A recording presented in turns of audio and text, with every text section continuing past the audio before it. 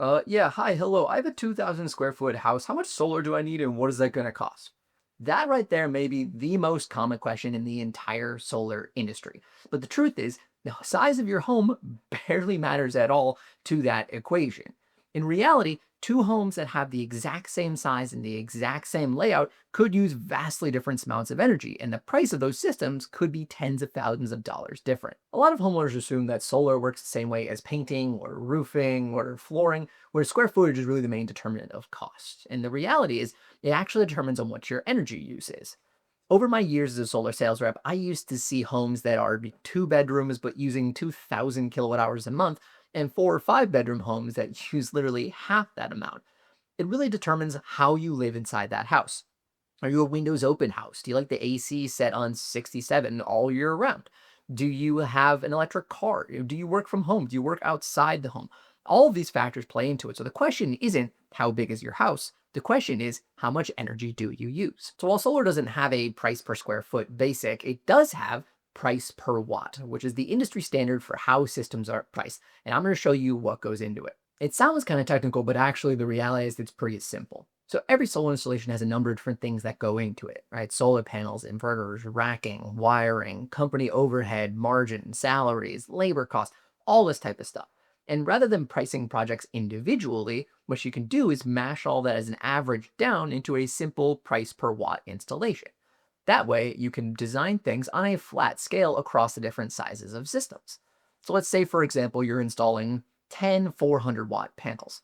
That's a 4,000 watt system. So the math is pretty easy of just 4,000 watts times your price per watt, and there's your cost. Here's where pricing gets a little bit more complicated because not every installation is equally as easy to install, and every installation also requires some little bit of different things. And that's where a thing called adders comes in. These are line items that get added on to your project cost based on your specific situation. So for example, have steep roof?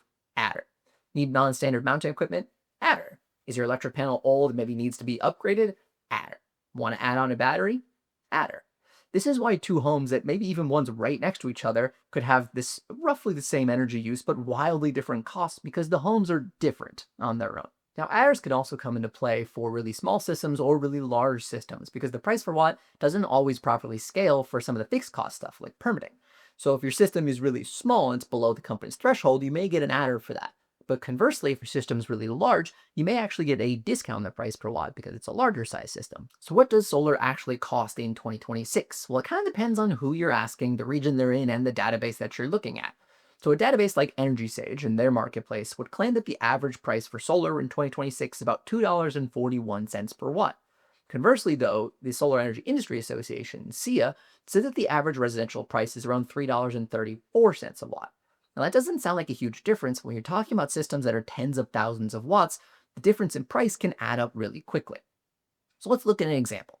Energy Sage notes that the average residential size system being installed today is about 12 kilowatts or 12,000 watts, which would mean on the low end, that's about $29,000, and on the high end, it's about $40,000. That's a massive difference. Now, does that mean that the one that's more expensive is automatically better? No, absolutely not. The prices typically vary by equipment, by region, by even installer that you're working with.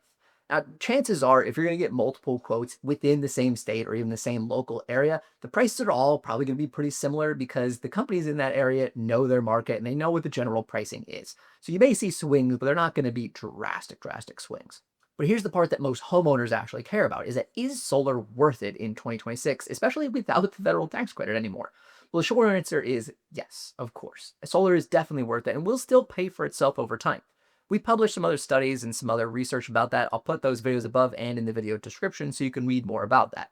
But essentially, even without the federal tax credit, solar will still pay for itself anywhere from about 9 to 16 years, depending on the equipment that you're installing and the region that you're in.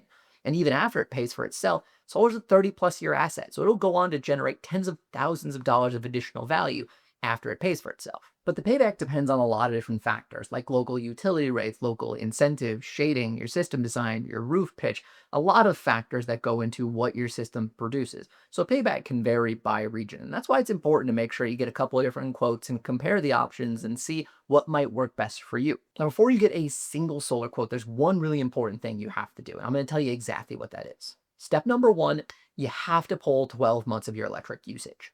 Some installers will ask you for just your last bill, your average monthly payment, but that's not going to cut it. You have to have a full year worth of actual kilowatt hour consumption because this is the basis of your entire solar quote. It's how an installer will build the system and determine how much energy your solar panels need to produce, and then of course, what that is going to cost. The second thing you need to do is need to get at least a couple of quotes. There's a lot of different options and ways to go solar out there. We did a video on that recently. I'll link that up above so you can check that out. But get at least a couple different quotes so you can see the options that are out there and work with your trusted installers to make sure that you can determine what the best way for you is to go solar. My third pro tip for you is ask about warranty coverage with your system. Depending on the way you're going solar, that can be handled very differently. In a lot of cases, manufacturers or installers don't cover the labor costs to replace any equipment if it fails under manufacturer warranty. So you want to make sure that you know what that's going to look like, and if possible, get yourself an independent warranty that may cover those labor costs. And the fourth pro tip for you is make sure you check out all of your local incentives. There are great databases like desire.org, or you can even talk with your different solar installers because they should know what's available in your area. But depending on where you live, you may have local incentives that can help reduce those costs for you right on the front end or maybe over time. The biggest takeaway here is simple. It's that solar pricing is a little bit more nuanced than most people think. It's not quite as simple as, it's 2,000 square feet, what is that going to cost? Right? It depends on how you live inside the house, your annual energy consumption, your installation conditions, and even the installer you choose to work with in the region you live in. Once you understand this solar pricing we talked about in this video, solar quotes tend to make a little bit more sense. If you want more honest breakdowns of solar costs, batteries, and real-world solar data, make sure you like this video and subscribe to the channel. I hope you learned something from it. Check out the video description. You can read our full breakdown on how solar is priced, what goes into price per watt, adders, and what solar actually costs in 2026. You can also find links to find a Solar Insure certified provider near you if you want to go solar and get our great 30-year protection.